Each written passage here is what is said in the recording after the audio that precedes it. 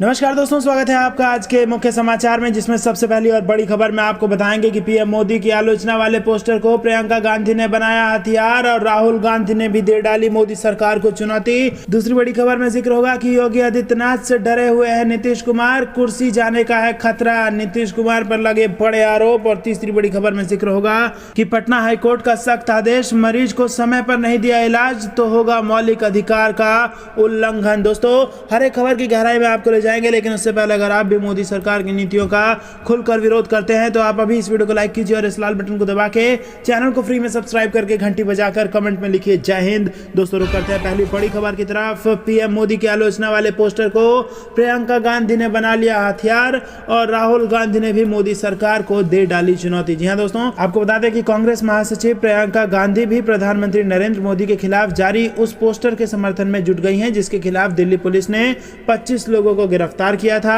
रविवार को प्रियंका गांधी ने दोपहर में सोशल मीडिया प्लेटफॉर्म ट्विटर पर अपना प्रोफाइल पिक हटाकर उसकी जगह उसी पोस्टर को लगा दिया। पोस्टर में लिखा है कि मोदी जी, हमारे बच्चों की वैक्सीन विदेश क्यों भेज दिया आपने। आपको बता दें कि कांग्रेस के पूर्व अध्यक्ष और प्रियंका गांधी के भाई राहुल गांधी ने भी पीएम मोदी के खिलाफ पोस्टर को लेकर ट्विटर पर जो पोस्ट शेयर किया है उससे मोदी सरकार को घेरने की कोशिश की है। और इतना ही नहीं, उन्होंने खुद को गिरफ्तार करने की चुनौती भी मोदी सरकार को दे दी। उन्होंने पोस्टर के साथ लिखा है कि अगर हिम्मत है तो मुझे भी गिरफ्तार करो। बता दें कि दिल्ली पुलिस की कोविड-19 रोधी टीकाकरण अभियान के संबंध में प्रधानमंत्री नरेंद्र मोदी की कथित तौर पर आलोचना करने वाले पोस्टर चिपकाने के मामले में 25 प्राथमिकी दर्ज की गई है और 25 लोगों को गिरफ्तार किया गया है। अधिकारियों ने शनिवार को बताया कि ये पोस्टर शहर के कई हिस्सों में लगाए गए थे।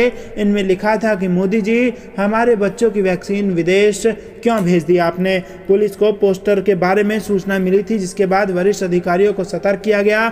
शिकायतों के आधार पर दिल्ली पुलिस ने लोक सेवक द्वारा जारी आदेश की अवज्ञा करने के संबंधित भारतीय दंडित संहिता की धारा 188 के तहत विभिन्न जिलों में 25 प्राथमिकी दर्ज की है। पुलिस ने बताया कि 3 प्राथमिकी उत्तर पूर्वी दिल्ली में दर्ज की गई है और वहां के 2 लोगों को गिरफ्तार भी किया गया है। रुक करते हैं अगली बड़ी खबर की तरफ। योगी आदित्यनाथ से डरे हुए हैं नीतीश कुमार, कुर्सी जाने का है खतरा, दिग्गज नेता ने लगाए कई आरोप। जी हां दोस्तों, आपको बता दें कि बिहार कांग्रेस ने आरोप लगाया है कि जनता दल यूनाइटेड के नेता नीतीश कुमार मुख्यमंत्री की कुर्सी बचाने के लिए भारतीय जनता पार्टी के नेताओं के खिलाफ बोलने से डर रहे हैं। बिहार प्रदेश कांग्रेस मीडिया कमेटी के अध्यक्ष राजेश राठौड़ ने शनिवार को कहा कि उत्तर प्रदेश की भाजपा सरकार ने हाल के दिनों में कई ऐसे निर्णय लिए हैं जो बिहार और बिहार के लोगों के हितों के खिलाफ है। बावजूद इसके मुख्यमंत्री नीतीश कुमार चुप्पी साधे हुए हैं। उन्होंने कहा कि उत्तर प्रदेश की सरकार छाड़न नदी में पायलट चैनल का निर्माण कर रही है, जिसके खिलाफ बिहार भाजपा के विधायक विनय बिहारी ने इस्तीफा देने तक की धमकी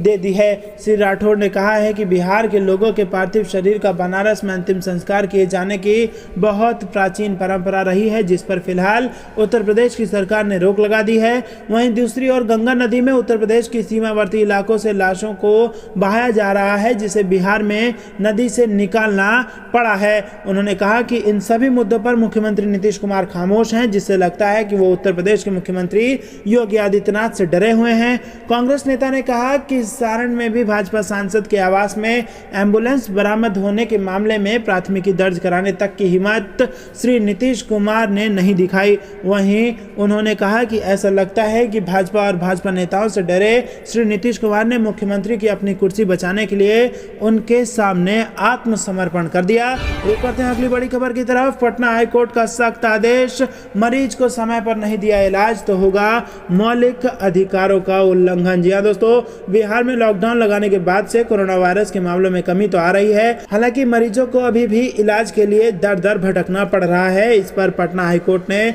सख्त रुख अपनाया है। कोर्ट ने कहा है कि राज्य में बड़े पैमाने पर कोरोना महामारी के प्रभाव को रोकने के लिए कड़े कदम उठाए जाने चाहिए। हाईकोर्ट में चीफ जस्टिस संजय करोल की खंडपीठ ने जनहित के मामलों पर सुनवाई करते हुए आदेश दिया कि राज्य में यदि किसी जरूरतमंद को समय पर इलाज देने में निजी अस्पताल नाकाम रहा तो इसे मौलिक अधिकार का उल्लंघन माना जाएगा। हाईकोर्ट का कहना है जरूरतमंदों को इलाज देना उसके मौलिक अधिकार का हिस्सा है। कोर्ट ने ये बातें मरीजों को अस्पताल में इलाज और जरूरी दवाएं नहीं मिलने को लेकर दाखिल याचिका पर सुनवाई के दौरान कही है।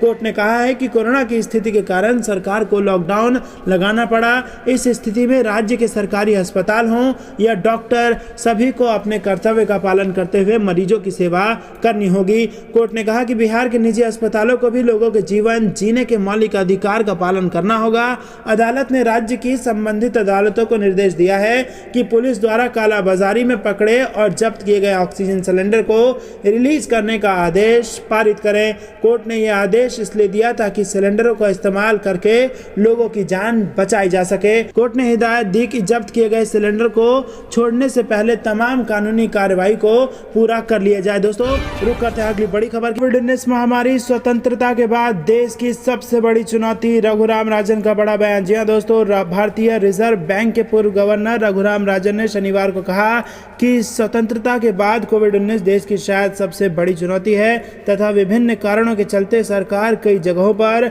मौजूद नहीं रही। दिल्ली में यूनिवर्सिटी ऑफ शिकागो सेंटर द्वारा आयोजित एक वर्चुअल कार्यक्रम को संबोधित करते हुए उन्होंने कहा कि भारत को सूक्ष्म, लघु और मध्यम उद्यम क्षेत्र में दिवालिया घोषित करने के लिए एक त्वरित प्रक्रिया की आवश्यकता है। उन्होंने कहा कि महामारी के चलते भारत के लिए यह त्रासदी भरा समय है। आज़ादी के बाद कोविड-19 शायद देश की सबसे बड़ी चुनौती है। देश में हाल के सप्ताह में लगातार 3 लाख से अधिक मामले सामने आए हैं और मृतकों की संख्या भी लगातार बढ़ी है। उन्होंने कहा कि इस महामारी का एक प्रभाव यह रहा कि विभिन्न कारणों से हमने सरकार की मौजूदगी नहीं देखी। पूर्व आरबीआई गवर्नर ने कहा कि महामारी के बाद यदि हम समाज के बारे में गंभीरता से सवाल नहीं उठाते हैं तो ये महामारी जितनी बड़ी त्रासदी होगी। जी हाँ दोस्तों, आपको बता दें कि कोविड की लहर धीमी पड़ी, मरने वालों की संख्या में बढ़त जारी है, लेकिन इसी बीच रघुराम राजन ने बेहद बड़ा बयान दिया और कहा कि सरकार मौजूद नहीं देखी गई। इसी के साथ दोस्तों आपको बता दें कि भारत में एक दिन में कोविड-19 के 3 लाख से ज़्यादा मामले आने शुरू हो चुके हैं और कुल मामले अभी तक 2,46,84,000 से ज़्यादा हो चुके हैं। रुक करते हैं अगली बड़ी खबर की तरफ। आरजेडी नेता तेजस्वी यादव करेंगे वर्चुअल मीटिंग, कोरोना फंड की आड़ में फिर सुलगाएंगे सवाल। जी हाँ दोस्तों, आपको बता दें कि बिहार में आरजेडी विपक्ष में रहने की भूमिका निभाने में पीछे नहीं रहती है। दरअसल आरजेडी नेता तेजस्वी यादव आज एक मीटिंग करने वाले हैं। दोपहर करीब 3:30 बजे तेजस्वी यादव वर्चुअल मीटिंग करेंगे जिसमें विधानमंडल के सभी विपक्षी दल के नेता शामिल रहेंगे। बता दें कि इस बैठक में एमएलए और एमएलसी फंड से 2 करोड़ रुपए स्वास्थ्य विभाग के कोरोना उन्मूलन कोष में जमा करने के निर्णय के संबंध में चर्चा की जाएगी। साथ ही विधायक फंड का सही इस्तेमाल नहीं होने के मुद्दे पर भी चर्चा होने की जानकारी है। गौरतलब है कि तेजस्वी यादव विधायक फंड का उचित इस्तेमाल नहीं होने के विषय में पहले भी मुख्यमंत्री नीतीश कुमार को पत्र लिख चुके हैं। तेजस्वी के पत्र लिखने के बाद इस मुद्दे पर राजनीति भी गरमाई थी, लेकिन कोरोना संक्रमण के बढ़ते मामलों के बाद बने हालात और समीकरणों ने इसे दबा दिया था। हालांकि तेजस्वी यादव फिर इस विषय पर चर्चा कर सरकार का ध्यान इस ओर दिलाना चाहते हैं। दूसरी तरफ वर्चुअल मीटिंग में वैक्सीनेशन में बिहार के पिछड़ने पर भी बातचीत की जाएगी। बैठक में आरजेडी के अलावा कांग्रेस, सीपीआई, सीपीआईएम और एआईएमआईएम नेता शामिल होंगे। दोस्तों रुक करते हैं अगली बड़ी खबर की तरफ। नई दिल्ली सरकार खरीदेगी स्पुतनिक वी वैक्सीन के 67 लाख डोज, डॉक्टर रेड्डी को लिखा पत्र। जी हाँ दोस्तों, केजरीवाल का बेहद बड़ा बयान। दिल्ली सरकार ने यह लिया बड़ा फैसला। देश की राजधानी दिल्ली में कोरोना वायरस के टीके की कमी के बीच मुख्यमंत्री अरविंद केजरीवाल ने कहा कि उनकी सरकार ने डॉक्टर रेड्डी लैब को रूस में विकसित कोविड-19 टीके स्पुतनिक वी की 67 लाख डोज की सप्लाई करने के लिए लिखा है। बता दें कि डॉक्टर रेड्डी ने शुक्रवार को स्पुतनिक वी को देश में लॉन्च किया है। यह पहला विदेश निर्मित कोविड-19 टीका है जिसका इस्तेमाल देश में किया जा रहा है। केजरीवाल की घोषणा उप मुख्यमंत्री मनीष सिसोदिया द्वारा पिछले सप्ताह किए गए दावों के बाद आई है, जिसमें उन्होंने कहा था कि कोवैक्सीन निर्माता भारत बायोटेक ने दिल्ली को अतिरिक्त खुराक देने से मना कर दिया है। शनिवार को केजरीवाल ने मीडिया से कहा कि हमने 67 लाख खुराक कोविशील्ड और कोवैक्सीन की मांगी है और भारत में स्पुतनिक के डीलर डॉक्टर रेड्डी को इतनी संख्या में खुराक के लिए कहा है। उन्होंने बताया कि दिल्ली सरकार को अभी डॉक्टर रेड्डी के जवाब का इंतजार है। केजरीवाल ने कहा कि हमने उनसे पूछा कि वो कितनी खुराक और कितने समय में उपलब्ध करा सकते हैं, अब तक उनकी तरफ से जवाब नहीं आ पाया है। दिल्ली के मुख्यमंत्री ने कहा कि कई देशों का अनुभव दिखाता है कि बड़े पैमाने पर टीकाकरण से कोरोना वायरस के संक्रमण को कम किया जा सकता है। उन्होंने उम्मीद जताई कि वैक्सीन की उपलब्धता बढ़ाने के साथ देश में टीकाकरण अभियान गति पकड़ेगा। दोस्तों रुक करते हैं अगली बड़ी खबर। कोरोना पर जरूरतमंदों को इलाज न दे पाना मौलिक अधिकारों का उल्लंघन, पटना हाईकोर्ट। जी हां दोस्तों, बिहार में कोरोना संक्रमण के मामले पर सुनवाई करते हुए पटना हाईकोर्ट ने शनिवार को कहा कि सरकारी व निजी अस्पतालों में जरूरतमंदों को समय पर उपचार न दे पाना मौलिक अधिकारों का उल्लंघन है। चीफ जस्टिस संजय करोल व जस्टिस एस कुमार की खंडपीठ ने शिवानी कौशिक व अन्य जनहित मामलों की एक साथ सुनवाई करते हुए यह आदेश पारित किया है। हाईकोर्ट ने अपने आदेश में स्पष्ट कहा कि सूबे में कोरोना महामारी की विभीषिका को देखते हुए मेडिकल इमरजेंसी लगी है। आप देख रहे थे आपका अपना चैनल जय हिंद जय भारत।